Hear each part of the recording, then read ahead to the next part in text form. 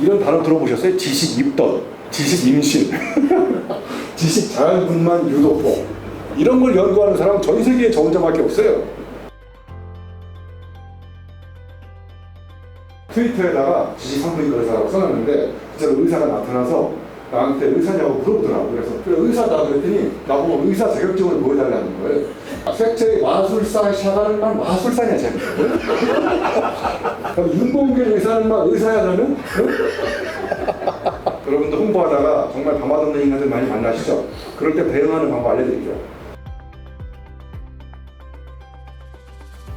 보통 대학 교수가 강의한다고 그러니까 이미지가 일단 쉬운 이야기를 어렵게 이야기하겠구나 이런 생각이 들 것 같습니다.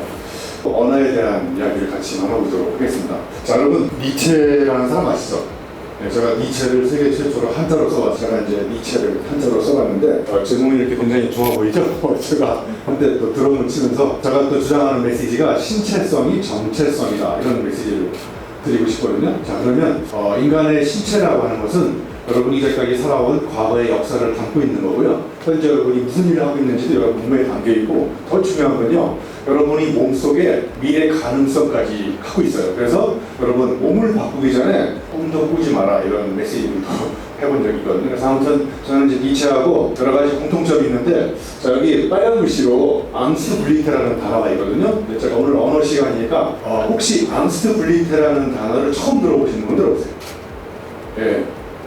이제가 전나무가 생물학적인 용어인데, 전나무가 평상시에는 꽃을 별로 안 피우다가 환경이 열악하다라는 판단을 하는 순간 전나무가 평상시에 수백 배의 꽃을 피우고 씨앗을 사방에 퍼뜨린 다음에 장렬히 전사하는 것을 앙스트블리테라고 합니다. 그러니까 앙스트는 불안감이라는 뜻이고요, 블리테는 꽃이라는 뜻입니다. 자, 그러니까 니체도요, 죽기 10년 동안 극심한 고통에 시달리면서 위대한 창작이 언제 나왔냐면 그런 극심한 불안감에 휩싸였을 때 창작의 꽃을 피웠다는 거예요.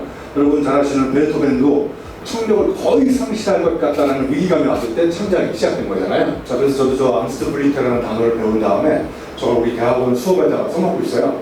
대학원 수업은 보통 1주부터 16주차까지 발표자가 사전에 결정되어 있잖아요. 그죠? 근데 저는 발표자가 그날 결정됩니다. 박용호 오늘 발표 한번 해보죠. 그래서 이제 박용호가 나와서 발표하는 거예요. 국장님 오늘 발표. 그럼 발표자가 그날 결정되니까 모든 사람들이 한 학기 동안 극심한 불안감에 휩싸여서 수업을 듣는 거예요. 그러니까 여기서 위대한 창작이 나온다는 걸 알게 됐습니다. 그러니까 제가 선제 이거를 소개해드린 이유는 단어는 세계다, 우주다. 그러니까 우리가 모르는 단어만큼 우리가 모르는 세계가 존재한다는 거예요. 그러니까 우리가 중년 이후에 공부할 게 참 여러 가지가 있지만 그 중에 특히 언어 공부를 계속 해야 되는 이유가 뭐냐?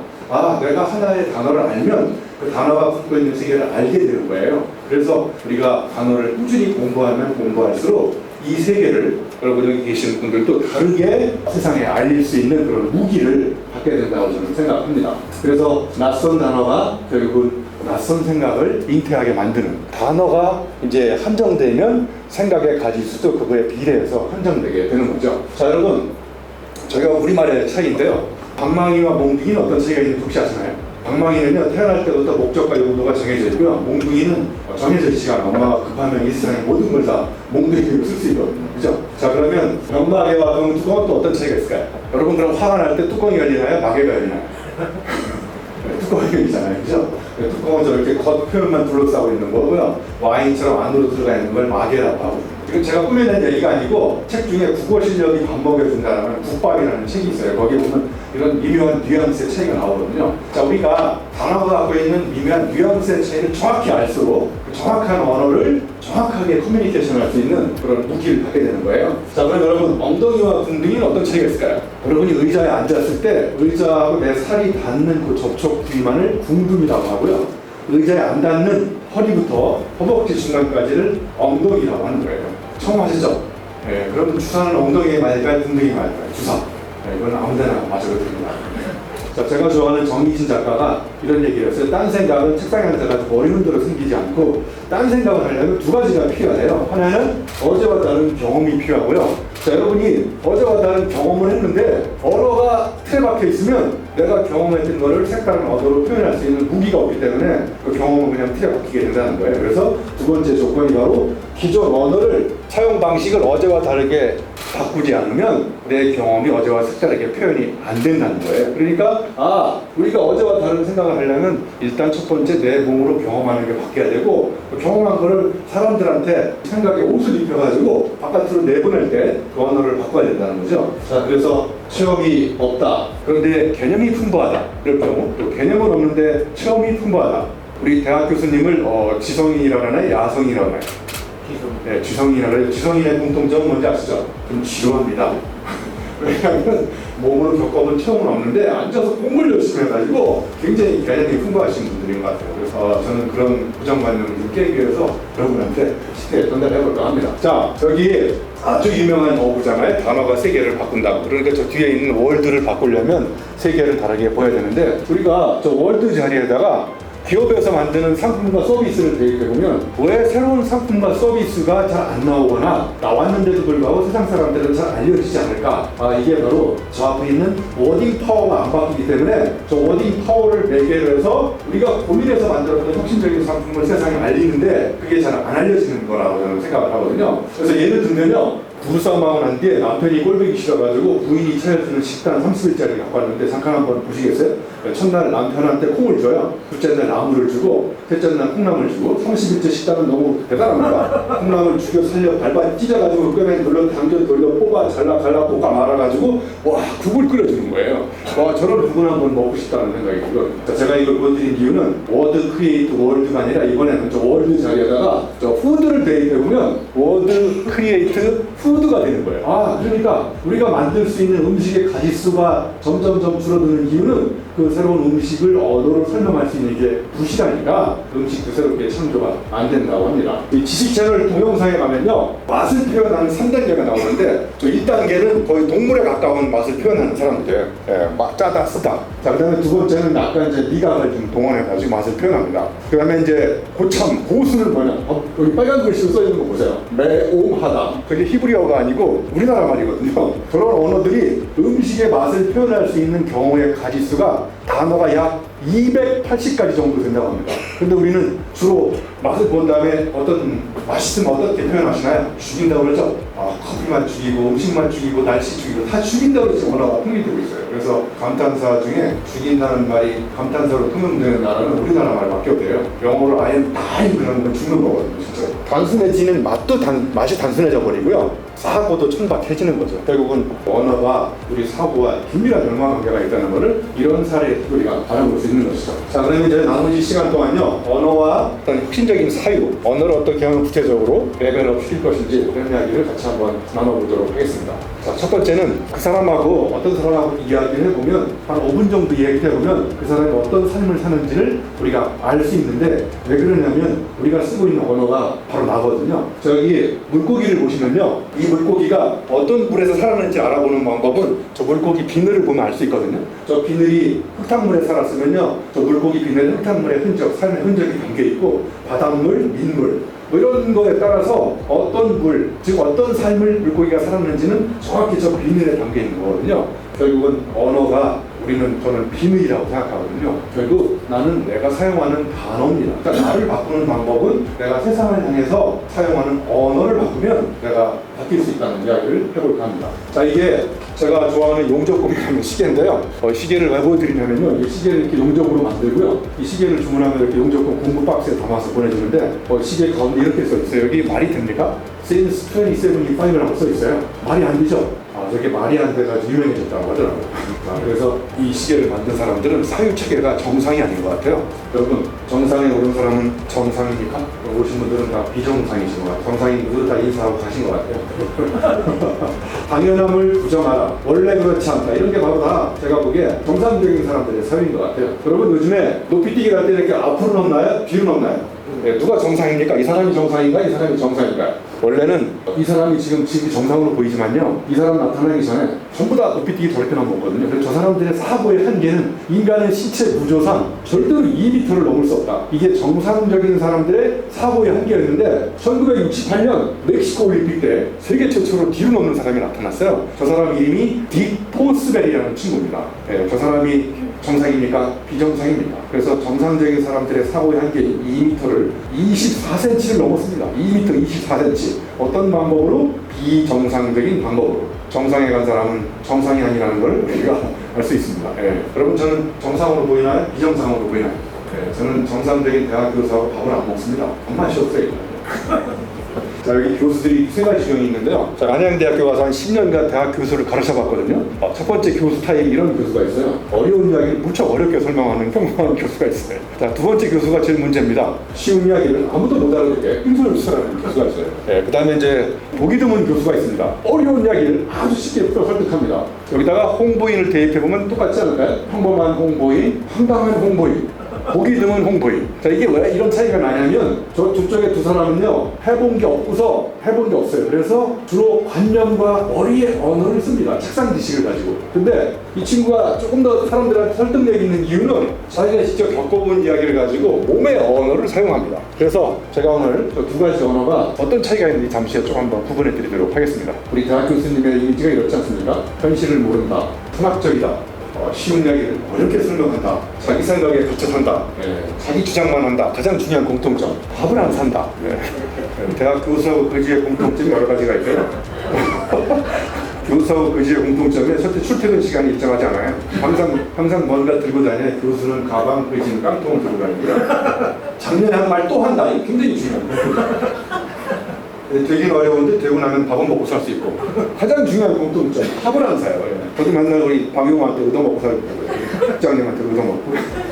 저는 단어는 광고판이라고 생각합니다. 여러분들이 어떤 언어를 가지고 쓰는지에 따라서 나도 모르는 사이에 세상에 무의식적으로 세상에 나를 이미지를 알리는 겁니다. 그러니까 단어를 바꾸면 나의 이미지가 바뀌고 세상을 향해서 저절로 내가 홍보가 되는 게 아닐까 그런 생각을 해봤습니다. 자, 여러분 그 대학 교수가 쓴 혹시 개론 책 읽고 막 감동받으신 분 계신가요? 개론 책 읽고 눈물 흘리신 분. 자, 그럼 개론은 여러분 왼쪽에 뇌를 공략할까요? 오른쪽에 심장을 공략할까요? 뇌를 공략합니다. 왜냐하면 해본 게 없기 때문에 저 사람들은 주로 설명이 깁니다. 그래서 의미를 설명해가지고 머리에 꽂히면 그걸 전문 용어로 골 때린다는 거예요.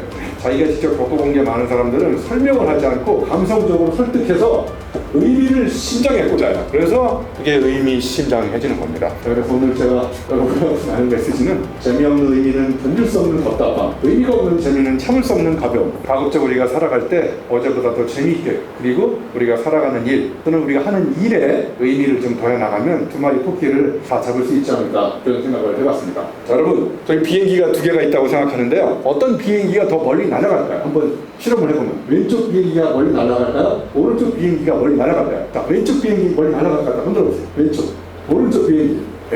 제가 여러분을 위해서 비행기를 하나 갖고 왔어요. 이게 우리가 보통 학교에서 배운 비행인데 한번 날려보겠습니다. 자, 이게 생각만큼 멀리 안 날아가요. 근데 제가 세계 최초로 개발한 비행기가 있거든요. 날려보겠습니다. 자, 이건 제가 뭘 꾸미는 이야기는 아니고요. 저 왼쪽 비행기는 고생을 별로 안 해가지고 조금만 싫은 거 역경이 와도 고꾸라집니다. 나가다가. 근데 오른쪽 비행기 일단 내공이 다 포스가 달라 보이지 않습니까? 여기에 이 고생을 하면서 어마어마한 내공과 지혜가 생겨가지고 입체 인생을 살아서요 어마어마하게 고생을 해도 뭐 싫은 거 역경이 와도 날아갈 수 있는 거예요. 그래서 제가 두 가지를 굳이 비교해보면 하나는 머리의 언어를 쓰는 사람이고 한 사람은 몸의 언어를 쓰는 사람이라는 거예요. 여러분 철학자 중에 프랑스 철학자 중에 들레즈라는 사람이 있는데요. 여기저기 들리는 사람이라서 이름이 들레즈인 것 같아요.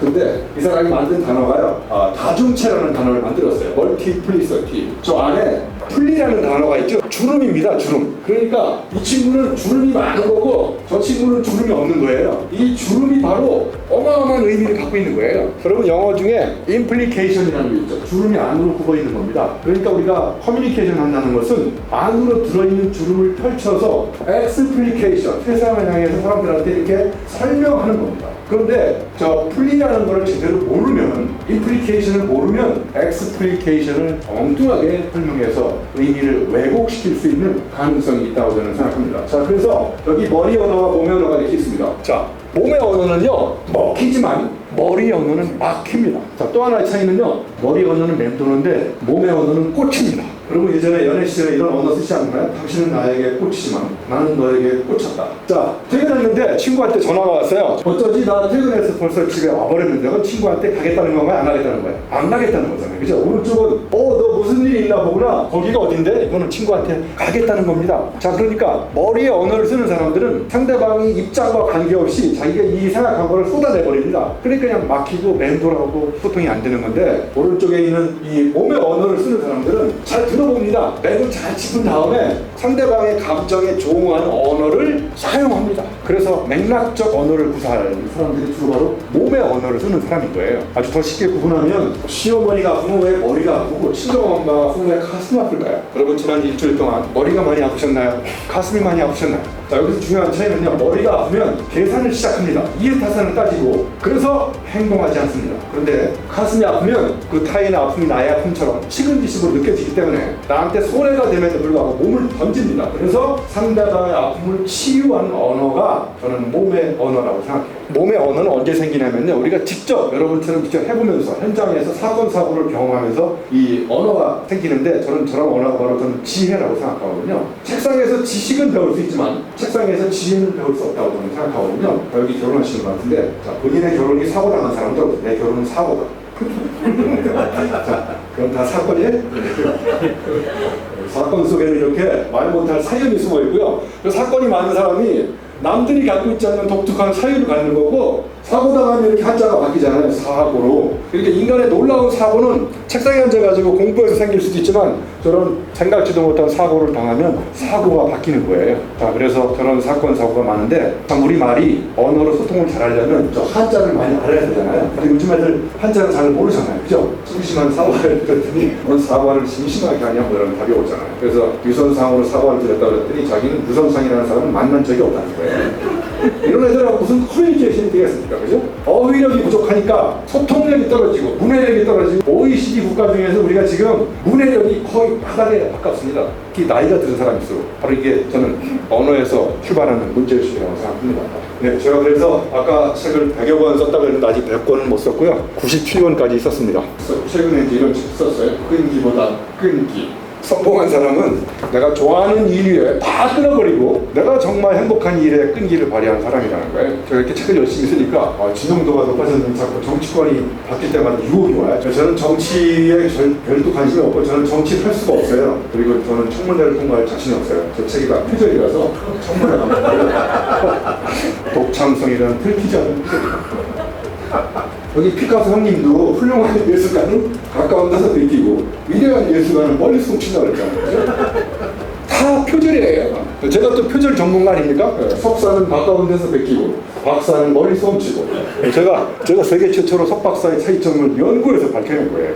이것도 이렇게 표현하면 되잖아요. 이인욱 작가는 티나게 겉모습만 베끼고 이인욱 작가는 티 안 나게 멀리를 훔치고. 한 작가의 것을 훔치는 표절이지만 많은 작가의 그 연구를. 오늘도 자, 이제 두 번째는요, 자, 우리가 언어를 공부하는 이유는요, 결국은 자기만의 언어를 갖기 위해서 우리가 언어 공부를 한다고 생각하거든요. 예를 들면 들레즈, 베리다, 푸코 이런 사람들은 책을 읽으면 여러분 어려운가요? 쉬운가요? 어려운 이유가 뭐냐면요, 듣도 보도 못하는 개념들이 책에 계속 나와요. 왜 그러냐면 그 사람들은 자기의 문제의식을 기존의 언어로 설명이 안 되니까 언어를 계속 만들어내는 거예요. 여러분 주변에 보시면 뭐가 이렇게 경지에 올라간 사람, 성공한 사람들의 가장 중요한 공통점 중에 하나는 정말 언어가 남다르다는 걸 저는 알게 됐어요. 저는 지식생태학자이거든요. 지식생태학자라고 처음 들어보셨죠? 제가 또 겨울에는 지식동태학자로 바뀌거든요. 지식생태학자는 전 세계에 저 혼자밖에 없어요. 우리가 말하는 것이 곧 진리 여기에요. 우리는 경쟁 상대가 없어요. 블루올선이 따로 없는 거예요. 이렇게 언어를 만들어서 주장을 하면 알아듣든 못 알아듣든 그냥 그래 됐어요. 자, 여러분도 세상을 관심을 가지고 관찰하지 않습니까? 자, 그 다음에 두 번째, 관찰한 데이터를 정보로 만들어 앉아서 고찰, 궁리의 궁리를 거듭하면서 고찰하는 순간 큰 깨달음을 주면서 통찰이 일어납니다. 그리고 이제 이걸 다시 한번 성찰하면서 지혜가 탄생하는데, 저는 이제 시간이 날 때마다 저 가운데에다가 생태계에서 살아가는 생명체를 하나씩 집어넣고 저 4찰, 관찰, 고찰, 통찰, 성찰을 합니다. 이 새가 지렁이를 잡아먹고 살아요. 땅속에 있던 지렁이가 땅 위로 나오는 날은 언제 나올까요? 비 오는 날 나오잖아요. 그죠? 자, 그럼 두 번째 질문. 땅속에 있던 지렁이는 어떻게 땅 위에 비가 오는 날만 알고 나올까요? 정말 신기하지 않습니까? 지렁이는 땅 위에 비 오는 걸 어떻게 감지하고 나오는 걸까요? 여러분이 이걸 모르면 여러분은 지렁이만도 못하는 거예요. 이 빗방울이 막 땅을 두드리면 그 땅의 미묘한 진동을 지렁이가 피부로 감지해가지고 바깥으로 나온대요. 그럼 이 새가 잡아먹는데 저 새의 삶의 위기는 언제 오냐면요. 날씨가 좋은 날 지렁이가 다시 땅속으로 들어가죠. 자, 그러면 땅 위에 먹이가 없어졌기 때문에 저 새가 굶어 죽었어야 되는데 비가 안 오는 날도 땅 위에서 지렁이를 불러내가지고 잡아먹어요. 그러니까 이 새도 먹고 살려고요. 빅데이터를 관찰합니다. 이 새도 관심을 가지고 자연에 있는 모든 생명체는 다 저마다의 방식으로 먹고 삽니다.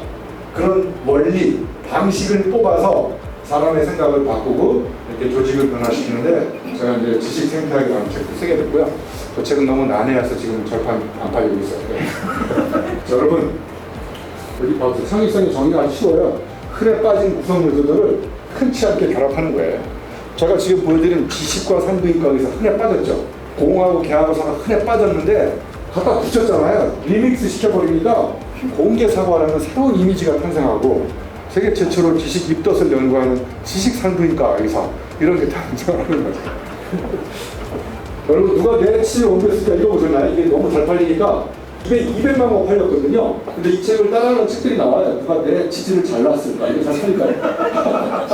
내 치즈는 내가 옮긴다 뭐 이런 책 소리도 있어요.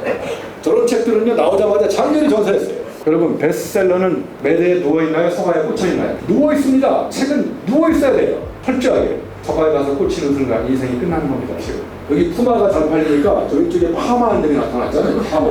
여기 치마 입으려면 뭐예요? 치마. 브라다도 생각하면 브라다. 왜 생각하면 보면 저쪽에 노스 코리아는 어디 불정언니가 사면 될까요? 빈곤은 이렇게 빈곤. 이렇게 마케팅을 하면 안 됩니다. 남의 뒤를 따르는 자는 남을 따라갈 수 없고 우리가 저마다의 필살기를 좀 개발해야 되겠다는 생각을 해봤습니다. 자, 그래서 중간 정리를 보면 단어는 광고판이다. 그 사람의 독특한 지문을 드러내는 것이고 단어를 잘 보면요 단서를 잡아낼 수 있고 그죠? 단어는 그 사람이 어떤 삶을 살고 있는지 풍경이 보이기도 하고 단어는 또 자기도 모르게 내 몸에 새겨져 있는 무의식이기도 합니다. 자, 그러면 이제 날선 언어를 왜 배려해야 될지. 자, 여러분 로댕에 생각하는 사람 많이 보셨죠? 그런데 이 사람을 이렇게 보여준 다음에 감춘 다음에 이 사람하고 똑같이 해보라고 하면 이 사람하고 자세가 똑같지 않은 이유는 세상을 관심을 가지고 관찰하지 않고 대충 보기 때문에 그런 거예요. 대충. 그래서 여러분의 몸에 사는 가장 큰 해충 이름이 대충이에요. 자, 여자 비서가 이렇게 타자를 치고 있는데요. 아날로그 시대 때 이렇게 타자기가 있었는데 디지털 시대가 돼가지고 컴퓨터 키보드하고 모니터로 바꿔졌는데 이 비서가 지금 타자 치고 있어요. 잘 보세요.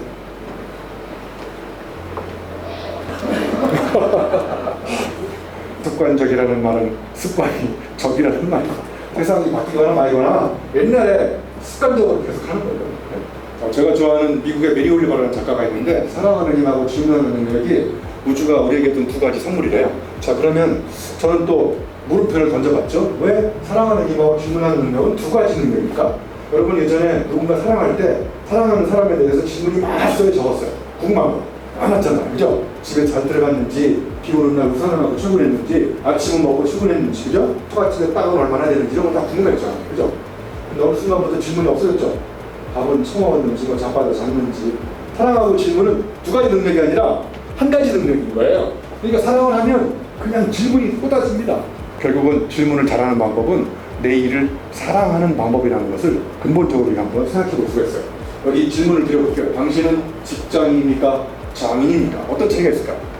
직장인은 자기 일을 사랑하지 않아요. 그러니까 질문이 없어진 사람. 그러니까 틀에박힌 방식으로 일을 하는 노동의 현장으로 출근합니다. 그런데 장인은 자기 일을 너무너무 사랑해요. 그러니까 질문이 엄청나게 많아요. 집에 안 가요, 쟤는. 일터가 놀이터예요. 여러분, 여행을 떠나기 전날 다리가 떨리세요? 심장이 떨리세요? 심장이 떨리세요? 그죠? 그럼 월요일 아침에 출근할 때는 다리가 떨리세요? 심장이 떨리세요? 다리가 떨리잖아요. 여러분 당분간 여기 다니실 거죠? 여기 회사. 자, 그럼 두 번째 질문. 여러분 내 남은 나이가 몇 살인지 아시는 분? 남은 나이가 몇 살입니까? 이렇게 질문했을 때 정확하게 대답하시는 분 아무도 없습니다. 그죠? 우리가 언제 죽을지 모른다. 그죠? 그러니까 우리가 살아있는 동안 재미있게 다리 떨지 마시고 심장 떠는 마음으로 직장인의 자세가 아니라 장인의 자세로 한번 다녀보면 어떨까? 자, 이 낙하산 만드는 사장님도 고민이 뭐냐면요. 이 회사에 직장인이 많은 거예요. 자기 일을 사랑하는 사람이 별로 없어요. 그냥 월급 받으려고 출근하는 사람들이 있어요. 그래서 낙하산 사장님이 저 섹스 시그마라고요. 낙하산 사장님이 이제 좋은 아이디어가 떠오른 거예요. 그 다음날 아침에 헬리콥터를 몰고 오셨어요. 이분이 자기가 만든 낙하산을 갖고 직원들이 헬리콥터 태웠어요. 그래서 산으로 올라가가지고 자기가 만든 낙하산 가지고 직접 뛰어내리는 물량률 테스트를 실시했는데 물량률이 제로가 됐어요. 갑자기. 왜 제로가 됐을까요? 내 목숨이 걸려있는 거죠. 그죠? 절실함, 간절함, 목숨 걸고 자기 일을 사랑하는 장인의 자세로 다니면 불량률도 없어진다는 거예요. 이게 결국은 주인의식이 중요한 건데. 안녕하세요. 저는 시험을 볼 때 학생들에게 문제를 스스로 내게 합니다. 얼마나 멋진 문제를 내느냐를 보고 성적을 내고 있는데요. 좋은 문제를 낼 수 있다는 건 이미 그 분야를 제대로 파악했다는 의미이기 때문입니다. 수업 시간에는 학생들이 수업을 이끌고 때로는 제가 학생들에게 많은 것을 배우기도 합니다. 함께 고민하며 문제를 만들고 좌충우돌하며 답을 찾아나가고 공부의 진정한 재미는 바로 여기에 있지 않을까요?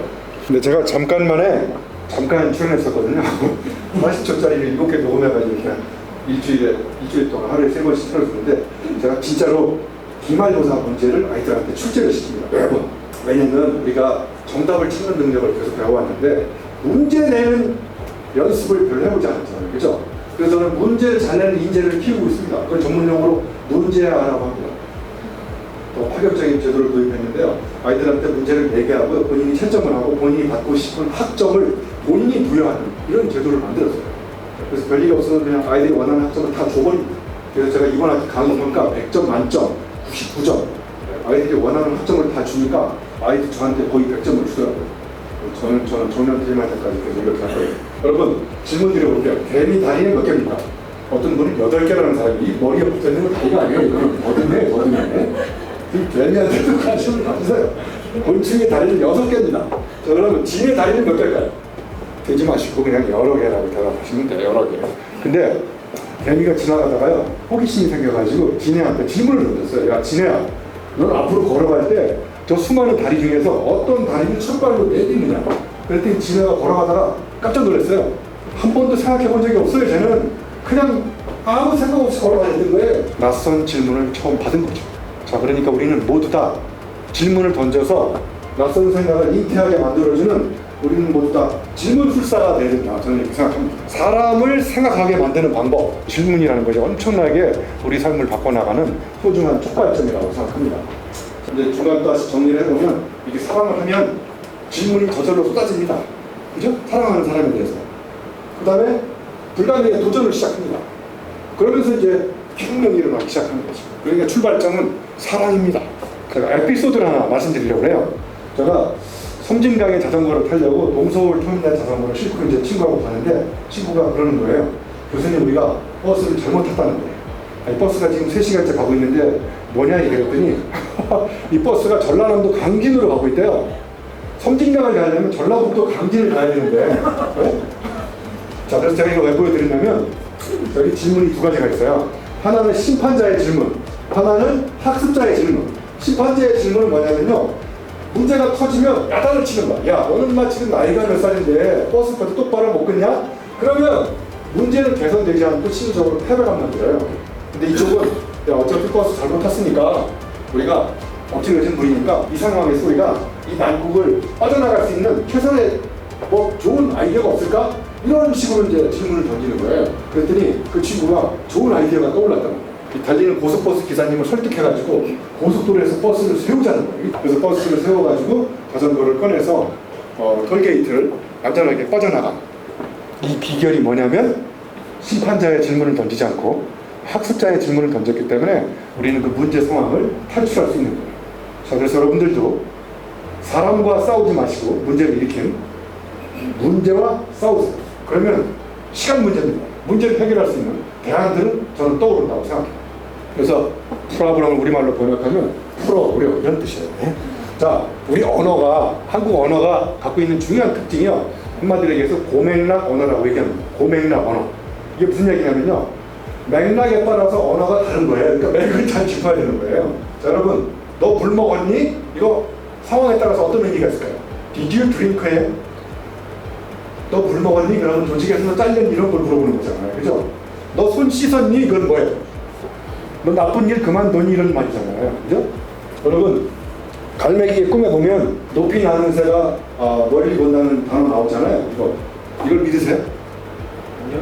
믿지 마세요. 갈매기는 근시에 근시, 그래서 멀리 못 봐요. 우리가 믿고 있는 통념이 우리를 이상한 데 자꾸 가둬버리는 거예요. 자, 코닥이라는 필름 회사에 유치원생이 가서 방문해가지고 엔지니어한테 필름이 뭐예요? 그랬더니 엔지니어가 이렇게 고급 언어를 가지고 설명하잖아요. 필름이라는 빛에 노출되는 이미지를 형상화하기 위해서 화학 반응하는 그러면 저 언어를 유치원생들이 몰라 듣잖아요. 그죠? 그러니까 이렇게 바꾼 거예요. 필름은 그릇이다. 그러니까 아이들이 뱀박 알아듣잖아요. 그죠? 그러니까 인간의 놀라운 지혜는 나보다 전문성이 한참 떨어지는 사람한테 나의 전문성을 아주 쉽게 어떻게 하면 설득할지 이런 것들을 구상하는 가운데에서 저는 지혜의 언어가 나온다고 생각합니다. 언어 사전에 대한 이야기를 몇 개 말씀드리고 같이 한번 우리가 언어를 디자인한다는 게 대단한 게 아니라요. 아주 쉬운 단어를 배치를 살짝 바꾼다든지 비교하고 약간만 이렇게 바꿔놓으면 굉장히 임팩트 있게 전달이 되거든요. 제가 이런 글씨를 써갖고 왔어요. 물건을 훔치면 범인이지만 마음을 훔치면 애인이 된다. 예. 저는 여러분의 마음을 훔치러 갔는데 여러분이 지금 마음을 굳게 닫고 있어서 제 마음이 지금 닫히고 있어요. 예. 단순함은 치열함의 결과이고 복잡함은 나태함의 산물이다. 자, 제가 좋아하는 까비가 이런 명언을 남겼어요. 가을은 모든 나뭇잎이 꽃이 되는 제2의 봄이다. 이런 거야말로 제가 보기에 멋진 언어 디자인이고 샘플이라고 생각해요. 감동드는 걸 꽃이 피는 걸로 해석한 거잖아요. 그럼 제가 또 누굽니까? 표절 전문가 아니겠습니까? 중년은 모든 역경이 경력이 되는 제2의 봄이다. 그래서 결국 성공이란 절묘한 언어 표현에 달려있다. 자, 여기 제 책에 이제 이렇게 언어 사전을 이렇게 7가지 정도 써놨는데요. 재정의, 정의에 굉장히 중요한 문제를 제기했잖아요. 신념 사전은 뭐냐면요. 여러분이 알고 있는 단어를 여러분의 신념에 맞게끔 다시 정의를 내려버리는 거예요. 여기 통상관념 사전이라는 책이 있어요. 여기에 보면요. 국회의원의 정의가 뭐예요? 국회의원. 국민을 대표해서 어쩌고 저쩌고 법을 만드는 사람 이런 거잖아요. 국어사전에 정의를 읽고 막 눈물 흘리는 사람 있나요? 감동받으시는. 근데 저 사전에 어떻게 나와있냐면 국회의원, 하는 일 없이 수다 떠는 사람. 국회의원을 색다른 관점으로 본 거잖아요. 그죠? 그 다음에 바보, 지능이 부족한 사람이 아니라 나와 같이 생각하지 않는 모든 사람, 바보. 그렇게 정의를 내리는 거예요. 이렇게 정의를 바꾸는 순간 그 바뀐 정의대로 세상은 저는 달라 보인다고 생각합니다. 자, 새 얼간이라는 영화에 보면요. 교수님이 기계에 대해서 정의를 내려보라고 해요. 그러면 학생이 2명이 나타납니다. 자, 한 학생은 책에 있는 정의를 딸딸딸 외우는데 이 영화의 주인공인 난초는 실제 한번 영화 보세요. 정말 자기가 갖고 있는 철학을 가지고 아주 신념을 섞어서 사람들한테 설득할 수 있는 언어로 기계의 정의를 내리거든요. 자, 영상 하나 잠깐 보여드릴게요. 잘 땅을 좀 보고 와. 나 갔다 왔는데. 플레이스테이션 포도. 한 달에 못 사는데. 술 마시지만 영광인데. 다음 달 엄마 칠이 겨울인 거 다 팔도 많은데 자기 용돈 좀 줄인다. 나도 힐링이 좀. 힐링은 무슨 힐링이야 되니까.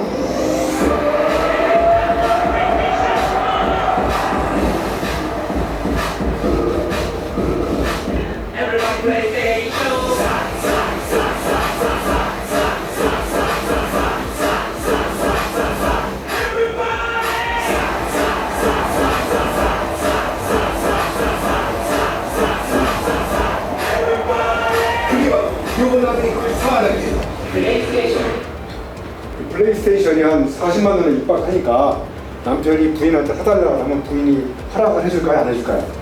허락을 안 해주니까 이제 광고 컨셉이 카피가 이거예요. 허락보다 용서가 쉽다. 저도 마케팅의 정의를 한번 내려봤어요. 마케팅은 카드를 긁게 만드는 마술이다. 그래서 마케팅 끝에는 항상 카드를 긁으라는 거잖아요. 그죠? 자, 관점 사전에 예를 하나 들어보면요. 이 호텔 신라는 왜 추억 재생업일까요? 예를 들면 숙박업이 아니라. 자, 예를 들면 숙박업이라고 정의를 내리면 고객님들을 모셔다가 우리 호텔에서 얼마나 많이 재울까 이런 생각을 갖게 되는데 사장님이 이제 업의 본질을 다시 정의를 내리면 우리는 숙박업이 아니고 추억 재생업이에요. 왜냐? 고객님들을 모셔다가 우리 호텔에서 평생 잊을 수 없는 추억거리를 만들어줄까 어떻게 하냐. 자, 세 번째는요, 연상사전인데 이게 이제 프랑스 철학자 중에 들레즈라는 사람이 만든 아장수망이라는 단어예요. 이거 우리말로 번역하면 어레인지먼트라는 뜻입니다. 여러분, 막걸리 그러면 연상되는 단어 빨리 얘기해보세요. 막걸리 언제 땡기세요? 막걸리 땡기는 날. 비 오는 날. 자, 막걸리 옆에 아장수망, 배치가 비 오는 날에 배치돼 있죠. 안주는 뭐 드세요? 비덴더, 파전. 자, 그래서 막걸리를 어디 갔다 오다가 드세요? 산에. 왜 이렇게 되냐면 막걸리 옆에 붙어있는 배치가 안 바뀌기 때문에 막걸리에 대한 연상 세계가 안 바뀐다는 거예요. 아침에 일어나가지고 빈속에 막걸리 3병 드세요. 그리고 취해가지고 회사를 못 갔던 이런 아픔이 있으면 여러분은 세계 최초로 막걸리와 새벽을 연결시켜서 전혀 다른 상상력을 발휘할 수 있는 거예요. 더 쉽게 구분하면요, 낯선 환경과 마주침이 생기지 않으면 깨우침이 생기지 않는다는 게 저 아장스만이 던져주는 중요한 시사점이라고 보시면 될 것 같습니다. 자, 네 번째는요, 감성사전인데요. 자, 인간이 갖고 있는 눈이 이렇게 4가지가 있는데요. 자, 육안은 뭐냐면요, 햄버거를 보면 침이 나오는 게 육안이에요.